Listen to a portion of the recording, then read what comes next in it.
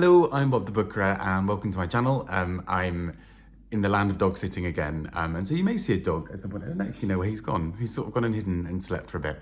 You'll see him at some point, I'm sure.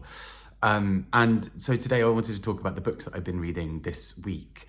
And it's been a really fun one. The kind of joy of doing something like in December, which is sort of trying to really look back and kind of read some of the indie books that I've been putting off for most of the year or kind of not really gotten around to, has often been that actually I end up finding some of my favourites for the year in the last month, in the last few weeks normally, just absolutely reading some incredible books. And that's what's happened today. So two of the books I'm going to talk about probably will end up in my top books of the year. And there's another one that I'm reading at the moment that I think will probably also appear there, but we shall see. So anyway, without further ado, let's get started on the books I've read this week.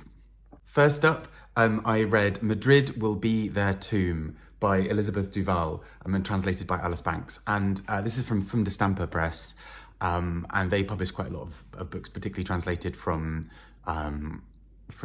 languages within Spain, so often Spanish and Catalan, occasionally others as well. And I was really just completely in love with this book. It's quite a brutal and intense book in many, many ways, but essentially the core premise of this book is that there are two men who are on opposite ends of the political spectrum within Madrid. And one of them, both of them are living in sort of these squats that have been kind of given over to various political factions, essentially. So there's one group who live in a sort of leftist socialist squat, and that's where they have things like a food bank, they have lectures and classes, and Elizabeth Duval does sort of send up little bits of it, that there's sort of sometimes a pretension there that the people who live within this squat don't necessarily understand the real world outside of them a bit as well, and that they have maybe these kind of pretensions of delusions of grandeur about what they're doing. But there's also another squat which is a sort of fascist, far more right-wing and far more extreme sort of side of things as well. And these two men, in kind of a star-crossed lovers sort of story, begin some sort of relationship that starts off as sexual and becomes sort of a bit more romantic's not maybe the word, but there's a sort of, well, maybe to some degree, there is some kind of deeper relationship going on between these two men. But what I think this book does so well with what could otherwise seem like a particularly normal trope of the kind of star-crossed lovers thing is how it really investigates some of the complexities of what their politics mean for that. So, for example, the man who is say Santiago, who is sort of more on the right, he has these sort of complicated notions around his sexuality and the movement he finds himself in. He is in this sort of fascist organization who he knows will not support him if he's openly gay or what have you. And in fact, when he first meets Ramiro, I always forget characters' names. When he first meets Ramiro, he is sort of doing so with the intention of beating him up, of sort of meeting him, luring him to his place and attacking him, and some sort of more kind of comes from it. And what I think is just so clever about this book is the way that it really insightfully looks into the workings of how politics can kind of complicate bits of their relationship. So yeah, views that they have on masculinity, views that they have on consent, views that they have on how the world should be structured and all these sorts of things. And so they sort of construct this really bizarre relationship in the midst of things. And what kind of ultimately comes from this book is just this absolute force of power. I think her writing is so clever for how she understands various nuances of politics and of masculinity as well, and various other things. I just think this is a really beautiful book, and it's incredibly short, but it does so much within its pages.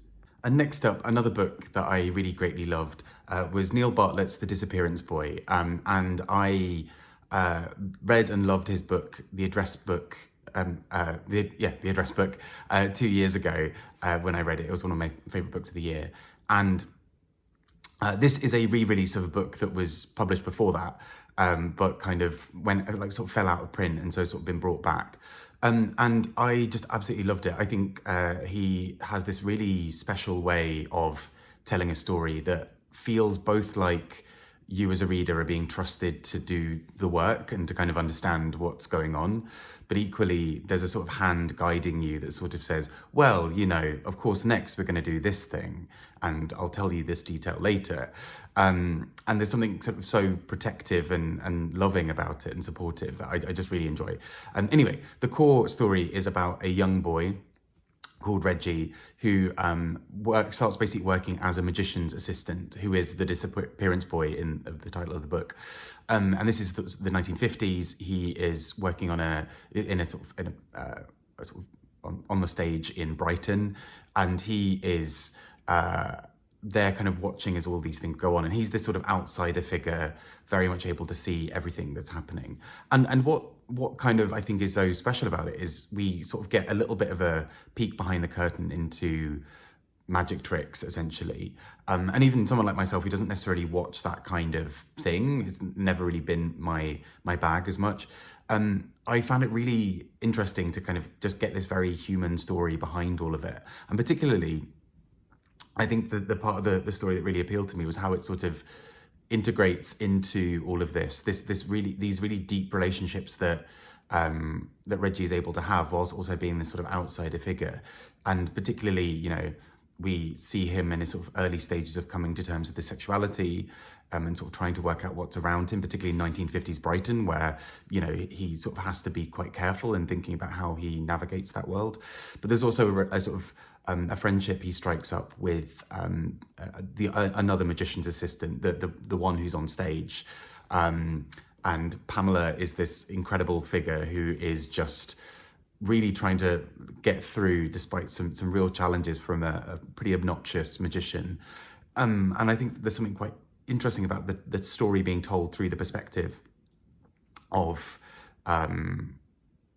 these characters, of sort of the people who you don't often get as much of the backstory to, right? We're kind of used to, we hear all about the myth behind the big magician and their lives and the kind of mythos that they've built around them, but not necessarily about their assistants.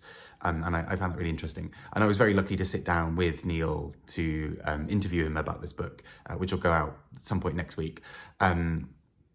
And that was just so interesting to kind of dig in a little bit more into the specifics of this book, which I just found so utterly beautiful and heartwarming and gorgeous in so many ways. Next up, I read Poetry Unbound, 50 Poems That Open Your World by Pádraig Tuama. And he is, I mean, I found this book really interesting. A friend of mine recommended it to me, and I just thought it was so interesting in so many ways. Essentially what he does, and this is from his podcast, which I didn't know about until the book, and that is he takes a poem, he tells a sort of personal story of his own first, reads the poem, and then he does a sort of almost an analysis of the poem. And what I think is so great about that is often he really reveals these beautiful depths to the poem that I wouldn't have necessarily thought about. So, for example, he might have a brief anecdote about his relationship with his mother, for example. Then he'll read out a poem about him and his mother. This is the audiobook, so obviously the printed version of this book, he wouldn't be reading it out, but you know what I mean. Then, you know, you'll have this poem from somebody else, and then he'll analyze the poem and sort of talk about how various things within the language or the way it's told or the style of it or the word choices, how all of that comes together to be this really incredible piece of work. And it's kind of impressive that he does this with 50 poems across this collection, and it never feels old, at least it didn't to me. He has a real gift, I think, for kind of giving just the right amount of time for these poems. Often, you know, the audiobook, we're talking somewhere between like 7 and 10 minutes for most of these, of brief story, poem, then talking about it. And it really helped me appreciate even some poems that I had read that were in this collection, such as by Roger Robinson even, you know, his sort of collection about Grenfell. I just thought, I kind of found new depths from the way that Pádraig Tuama talks about these poems, and even things that are outside of his sort of knowledge. So at one point he talks about There are quite a few poems that deal with race and racism, and he still finds these stories that are completely logical to go alongside this poem. And I just thought it was really, really well handled and so cleverly thought out as a selection of things. And I'm very excited to check out the podcast. But yeah, if particularly if you're sort of someone like me who reads bits of reads bits of poetry, but doesn't always know how to engage with it or talk about it, I found this book really useful for that, as kind of a way of, here's how you can have some conversations about poetry without feeling like you need to do a line by line dissection or analyze poetic techniques or what have you. I think it's very accessible in that format as well.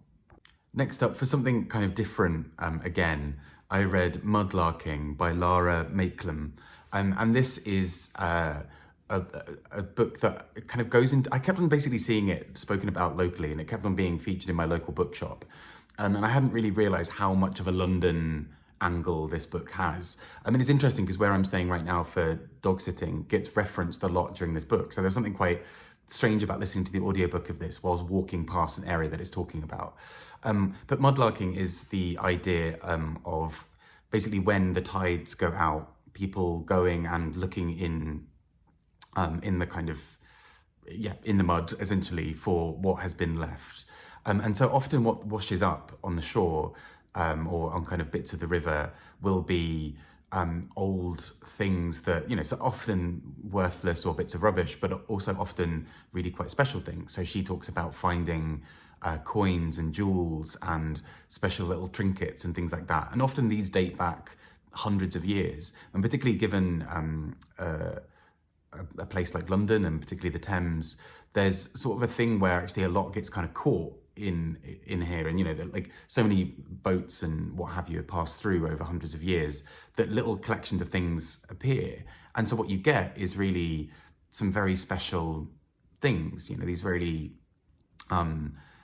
she talks about the kind of the joys of doing it. And there's a part towards the end of the book where she talks about her life now, and she had sort of recently had a child, and actually for her, mudlarking gave her the ability to go out and have some time that was very much hers, but also connect with history. So I found this book so interesting in so many ways because it's sort of a history of London through the objects that she finds just washed up along the Thames, which is just such a fascinating way of looking at things, and a really kind of curious thing of sort of realizing that history is sort of all over the place and kind of always with us. Like, sort of land is sort of built on top of all these bits of history kind of everywhere. So yeah, really, really exciting book. Apart from that, I read a couple of other new releases, the first of which was Naomi Alderman's The Future. And I loved her book, The Power, a few years back. Probably more than a few years back. God, we're getting on now, aren't we?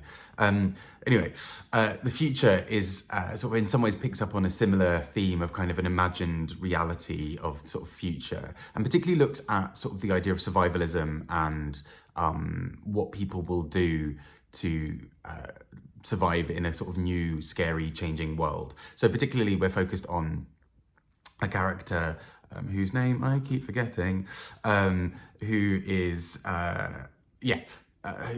basically trying to navigate what comes next. She's basically somebody who has a YouTube channel talking about the best ways to survive the apocalypse. And then as she's talking, she keeps on being invited to conferences and being introduced to these very high net worth people. And she starts to suddenly realize that maybe there's something deeper going on here, because all of them seem far too interested in what she has to say. And they're asking very specific questions that make her think that they know something that she doesn't.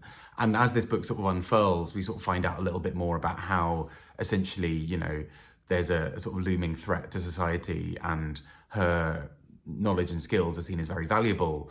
But also there's a danger laced to everything, because she is both incredibly valuable to everybody, but also poses a risk because she is sort of in the way of them potentially surviving. So it's this really fascinating sort of portrayal of it. I just really enjoyed it as a sort of thrillery book as well, that it is just a fun plot of seeing kind of what comes next. And yeah, it kind of reminded me of all the bits I loved about The Power, which was just sort of this imagined reality that's potentially not too dissimilar to ours, but kind of the interesting twist of it allows us to explore some kind of slightly scary territory, essentially. And last but not least, I read Family Meal by Bryan Washington. And I remember I read his short stories, his first short story collection years ago, and really enjoyed it, and I hadn't really come back round to him. And Family Meal in some ways picks up on some similar themes, but I think it's just gorgeous in its own way as well. And the idea behind Family Meal is that essentially we are looking at a sort of cross section of some friends, and particularly they are sort of trying to navigate various parts of the world. We have a few people who are really going through it, and particularly we've got a character called Cam. Sorry, I have to quickly look at character names on this because I always forget everybody's name. Who is really going through it, and essentially the death of a partner and sort of various other things in his life have sort of set him on this interesting trajectory. But he was already struggling before that, and what we sort of see is how his sort of struggle to deal with everything that's going on in his life means that he is essentially kind of resorting to various addictions or various things. So he's either, he's sort of almost soothing and self-medicating his way through some of these things happening with with sex, with drugs sometimes as well, and often in ways that are especially destructive, that he doesn't seem to be in control of a lot of it. The sex feels sort of dispassionate and kind of cold and transactional. He is just sort of doing it impulsively and not really wanting anything to kind of come of it. There's a sort of, we have these moments of real beauty where the sex and the relationships are kind of have this slightly more weight to them, but we have all these other bits where he just seems like he's going through the motions. And I thought it was so beautifully rendered how that sort of level of desperation and isolation can show up in various other things. And this friend group is trying to support him around him, and he's really struggling to kind of see what that looks like and to kind of see how, because for him, he sort of thinks he's doing okay, but he's not really not. Or even when he thinks he's not doing particularly well, he's actually doing even worse. And so it's a really tough read in some ways.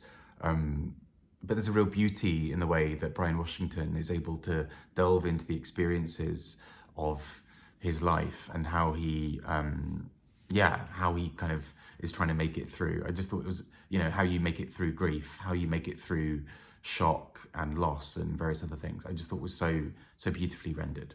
Anyhow, those are the books that I've read this week.